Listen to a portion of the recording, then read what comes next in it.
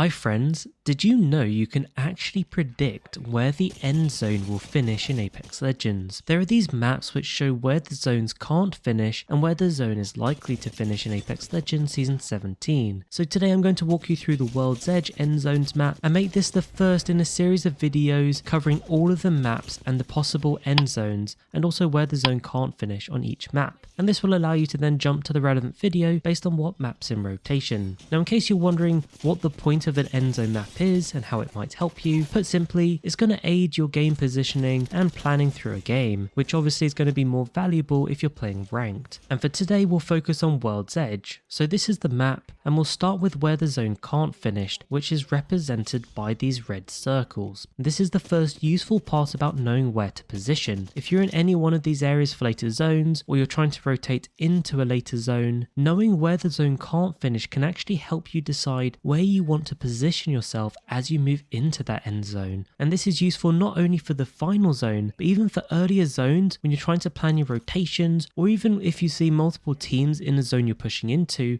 this can help you decide which team is better to fight to give you the better positioning. You'll notice these red areas are mostly around buildings and high and difficult to reach areas, and that's because the zone will pretty much always finish out in the open somewhere. And that's where we can look at the second set of data. Over the top now you see the green zones, which show you the potential end zones and where they can be. Now I did a bit of testing on these and I did have some zones finish just outside these green circles, but for the most part they were all in or around where these green circles are on the map. So this should be a good enough indicator for you on where that final circle's going to finish. And one other tip to go with this is that the circle tends to pull in the same direction. For example, if the circle moved more to the right side of Skyhook in zone 2 and then 3, you know it's highly likely to finish on the right side of Skyhook. Again, that can help with your positioning if you then think about those green and red circles. You'll also notice there are some clear points of interest on World's Edge where the zone can't end. Large parts of Lava Siphon, Epicenter and Skyhook have a good amount of red circles. So you can start combining all this knowledge that I've shared with you to help you decide where you want to rotate to and how you want to plan your movements throughout the game. For example, maybe you want to hold the buildings closer to the green circles when you get into those later zones.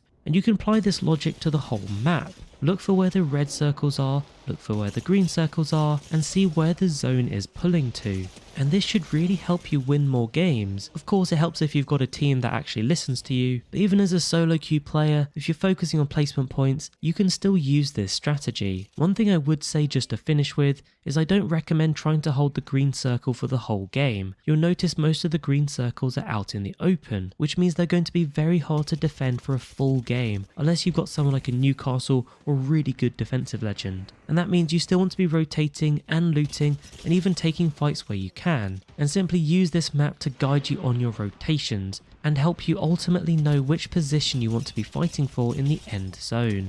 And there you have it, that's the World's Edge End Zones map. And thanks to Apex Legends Status for creating this interactive map. I'll put a link in the description below if you want to check it out for yourself. Don't forget to like and subscribe so you don't miss the other videos covering the other maps and their end zones. For now though, thanks for watching and I'll catch you later.